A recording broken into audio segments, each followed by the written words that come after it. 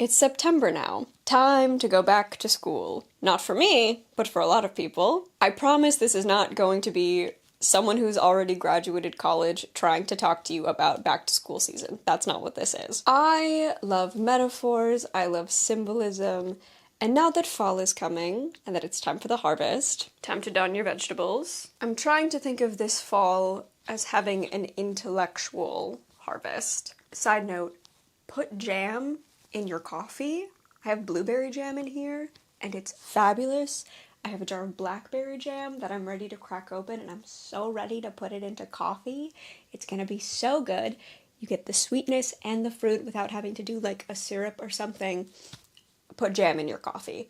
Over the summer, I started incorporating a few practices, a few habits that I want to try to commit to more fully now that we're in the intellectual harvest. I have a very seasonal schedule with the various jobs that I do, and I was able to commit to these things very strongly towards the end of summer, but now that my seasons have changed and I'm in the fall season, I'm still trying to find the fall rhythm, if you will. So I've fallen off on a couple of these things, or haven't been as consistent as I would have liked to have been with these things while I've been finding my footing with this new rhythm. But I'm hoping saying these things out loud and vocalizing my intentions will hopefully help me be able to commit to them more fully. So what are the things that I'm doing this fall to cultivate my personal intellectual harvest? The first one is morning pages. So if you've watched any videos on journaling or types of journaling or journaling habits on the internet, one of the ones that will come up is The Morning Pages from The Artist's Way by Julie Cameron. I own a copy of The Artist's Way. I started reading it. I read the introduction. I read the section on morning pages. I haven't read past that yet. I have a lot of thoughts on how religious it is, and no one tells you that The Artist's Way is actually extremely religious. And I have thoughts about this sort of culty vibe that's going on with, like, if you don't dedicate yourself to the morning pages, you're failed as an artist. I don't love that. However, I have tried consistent journaling on and off for a long time, and I can never stick to it. I'm also really bad at habit forming. Like, the second I don't have to do something that I've needed to do consistently for a long period of time, it just goes away. Like, if I have to wake up at 7 a.m. every single day for a month, the second that month is over, I'm going back to waking up at 10. Like, it just doesn't stick. And journaling especially has been something for me that feels really hard to commit to. I don't know why. Maybe it's just because it was open-endedness, or I'm bad at doing things every single day. I don't know. For whatever reason, writing 3 pages almost every day has actually worked. I do not do it as soon as I wake up, because that's bullshit. I don't feel like I've freed my mind and I've released everything that I'm thinking of onto the page, and now I can go about my day. Just because I put it on the page does not mean it is now no longer in my mind. I'm still thinking about whatever I was thinking about when I woke up. Also, who has the time to wake up 20, and let's be honest, 30 minutes early to do this? Not me. Not when I already struggle to get out of bed in the morning. Absolutely not. I also chose a large writing format, which maybe was not the way to start on my very first foray into this. But I do this, when I remember to do it, when I have time in the day. I don't do it as soon as I wake up, because I feel like that is not a necessary part of this Julie. And in a lot of my entries, I have a lot of disdain for this format, and it seems like I really hate it. But it's also the only thing I've tried journaling-wise that's actually, like, been able to stay around even when I forget to do it for a few days. I, like, acknowledge that I've forgotten to do it, or I acknowledge that I didn't make time to do it that day, as opposed to just being like, oh, well. And I don't know why this is the thing that got me, but I've filled out half of a composition book with things. So that's the first thing I'm doing and have been doing and want to continue to do is just a little journaling practice every day. My modified version of the morning pages. I guess we can just call it the 3 pages since I'm not doing it in the morning, I'm just doing 3. And I don't know if it's necessarily freed my mind like Julie says it will, but it's just nice to have the daily habit of putting pen to paper. The second thing is carrying around more ways to write longhand. In addition to having a morning pages notebook, I've also been using this Fabriano notebook as a little pocket catch-all journal for writing stuff down, making lists, ideas, thoughts, things like that. And at first I was just using it to write poems, which I still do, but it is so itty-bitty that it was hard for me to write lines that were long enough. I kept having to mark like where each line started because the lines are so short. But it's been really nice to just like have a little thing to jot stuff down, especially when I'm packing. Actually, like handwriting out my packing lists, which I've started doing for the past few months, has been really, really nice. Usually I just put them on my phone, but it's nice to just have like a physical list. I went to New York City recently to visit some of my friends, and they took me to the public library to look at some of the exhibitions, and I just was taking notes on a lot of the stuff that I was seeing there. I just had this in my pocket and was writing stuff down, and it's just been really nice to have this thing on me, and you just throw it in your tote bag, and it's good, and I really like it. It's also been a way to unplug a little bit, I guess. I know a lot of people have been talking about going more analog and using technology less, and with my jobs, that's actually really hard to do. Like, I unfortunately have to be connected to my phone. Yes, there are periods where I can step away and not look at it or use it, but like I'm constantly answering emails. All of my work group chats are on my phone on different apps like Signal or Discord. I have to be able to check my email and check my texts and be able to take phone calls just because I have so many different things that I have going on. I'm just unfortunately not in a position to be able to totally unplug from my phone or my laptop. Like, I watched Eddie Burbach's video earlier this year about going totally analog, and it seemed so nice. It seemed really cool. I could not do that. I simply can't do that. I need my phone to clock in to one of my jobs. Like, I have to have it on me so I can sign into our timekeeping app when I get there. So, like, I'm not in a position to totally let them go or have days where I don't do it. I can have periods, and I can make changes, small changes, to separate myself so more of my personal life is non-digital. And this is one of the ways that I've been doing that.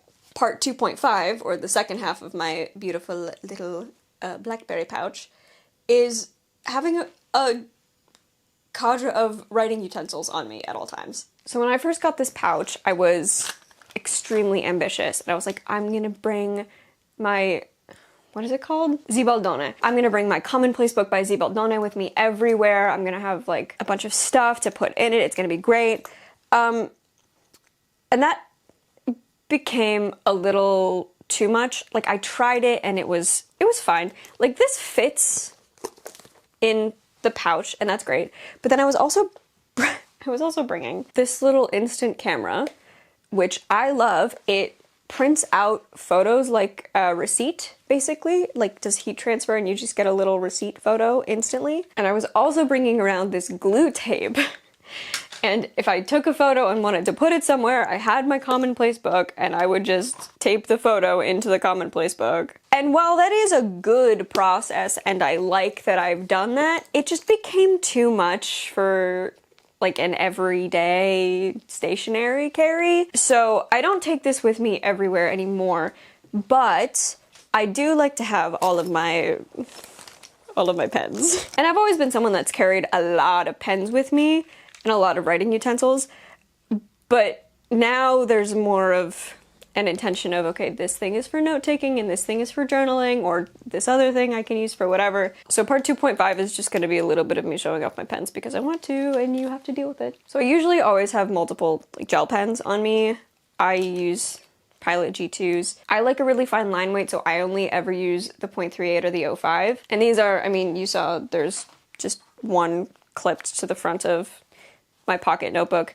These are just used for note-taking, for whatever. They're just good to have on me for everyday uses. I also try to carry a pencil. This is just a mechanical pencil that I've had forever. It's like super faded, and I could probably get a nicer one, but this is teeny and does the job. And as you saw in the notebook, I've really been loving the gray highlighters from Muji. I just think it's nice to cross things off with this as opposed to like scratching things out, because then you can still read it, but you know you've already taken care of that thing. It's just a little more visually pleasing. And this is also really tiny. So gray highlighter. As an actor, I usually also have a yellow highlighter on me somewhere, but I haven't been keeping that in my little pouch just because I don't, that's for other stuff and not for like my personal notebooks. Yellow highlighters when you need to see what is happening. And then I have a little spread of fountain pens. I've had this Lamy Safari forever. And then my sister this summer, not knowing I already had one, very kindly got me this matte gray one. So now I have two, which is very nice. For free at one of my jobs, someone was like clearing stuff out of their house and brought things from their home, and I was able to claim this TWSBI. I'm not a fountain pen expert, this is just what I have. It didn't have any ink in it, so I bought green ink to go in this, and it has a fine nib, and it's so nice to have a fountain pen with a fine nib. I did not know that was even an option, and now like my mind has exploded. I literally just ordered a fine nib for one of my Lammies like an hour ago. As my favorite color is green, it is very nice to have a green fountain pen with a fine nib. Like, the fact that I only had to buy like ink refills for this is also great because it's a refillable cartridge just built in on the inside, so there's way less plastic waste, which is so nice. I need to find out if any of these have like refillable cartridges so I can make less pollution by doing this hobby. But like, this is just really nice. It's got a nice weight to it. I know it's not the most expensive thing in the world. I got it for $0. Sorry to the fountain pen community who are snobs. I love this pen, okay? This is currently my favorite pen. And then lastly, nice, easy, and simple, I just have this one also from Muji. It just has black ink in it.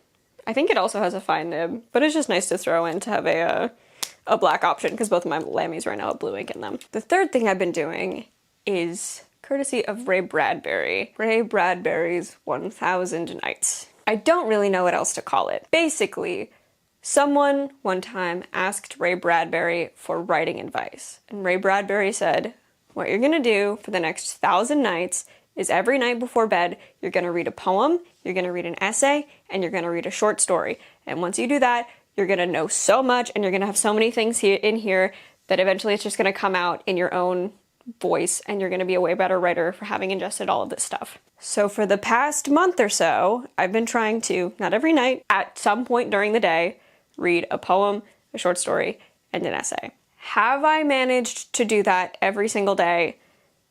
No. Have there been days where I don't do any of those? Yes.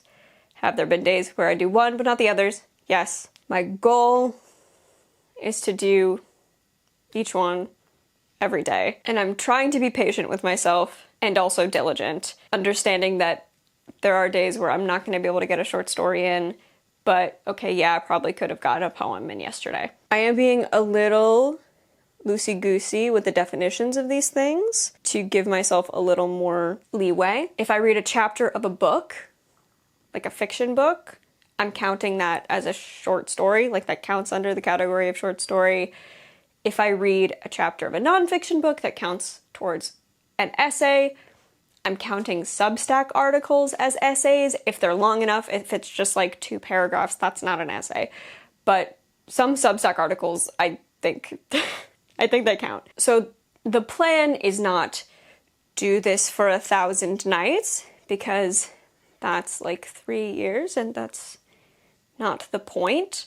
The point is trying to ingest some form of art every single day. And again, with my schedule and the way that my life is set up, it is a lot to ask to do that right before bed, So I'm doing it throughout the day when I can, modifying the assignment to work for me, just like with the morning pages. And I actually started doing this because someone on Twitter was like, I saw this advice, I'm thinking about putting together a spreadsheet of resources if anyone else wants to join in too, and that ended up becoming a Discord server. So now there's just a Discord server that I'm in with a bunch of other people trying to do the same thing and sharing resources. Like, there's an entire website that's just an anthology of short stories. Obviously, there's so many websites dedicated to poetry. There are essays everywhere on the internet, and I've been keeping track of what I've been reading in my own spreadsheet just so I can catalog what I've been taking in and hopefully not repeat myself, because there's just a wealth of knowledge and resources out there that means I shouldn't repeat myself. It should be very easy not to repeat myself. So that's something else I've been doing. And the fourth thing I'm doing is I have set myself a little bit of a syllabus for just September. I don't know if I've talked about this before. I, in college, took a playwriting class where our assignments every week were to read a text that our professor had given us, and then we had to write an irrational response to it. So not a literary analysis, not a critique, not an intellectual thing, an irrational response. And then in the spring, we created our own syllabi to respond to irrationally. And ever since I've graduated, I've been trying to do 1 or 2 of those for myself in a month each year. The first time I tried it, I tried to do 1 every single day, since I didn't want to give myself an entire semester, and 1 every day was simply way too much. 1 every day was too much. So I modified it a little bit. Usually for the semester, we would do 1 a week in order to get a little bit more out of it in the span of a month. I've been going for about 2 a week every month that I've assigned myself something.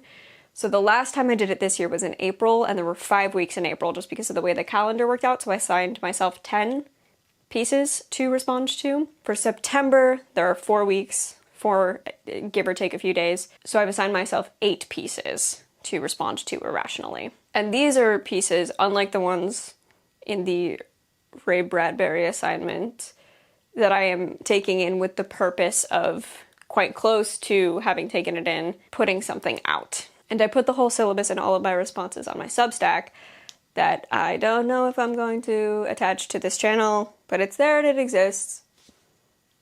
And I guess the extra thing that I'm doing that's not so much part of my intellectual harvest, less a part of my artistic and academic curation, is that I just want to reconnect with my hobbies more.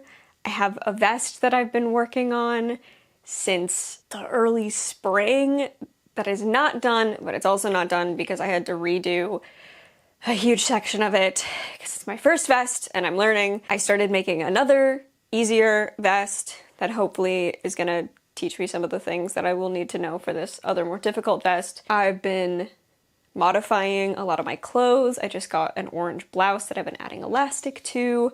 I've been making more clothes. I made my first pair of shorts this summer. I have plans for a couple of sewn vests. The other 2 are knit vests. I made a head wrap, sort of turban-y thing, and I want to make another one. I have all of this cross stitch that I started earlier this year that I really need to get back into. It's just been on the shelf for a little bit. So slowing down and reconnecting. I have all of these vinyls that I need to listen to, want to listen to, just sort of make a more chill environment rather than watching political YouTube videos, which can be good for keeping up with the times, but also is maybe not the best for my brain to be on all of the time. So yeah, just finding more ways to reconnect with art, reconnect with writing, reconnect with my hobbies, reconnect with crafting, slowing down and reading more and curating things for me to read, having a stack of... I was trying to show off my stack of books and I think I ruined everything. We're just going to deal with it. So that's everything I'm doing this fall for my intellectual harvest. My hope is that it results in more writing and more artistic output, even though I know the artistic machine is not you put in 1 unit of inspiration and you get out 1 unit of creativity. I'm hoping to lubricate the joints, oil the wheels, whatever machine imagery we're trying to use in this moment. But yeah, happy harvesting.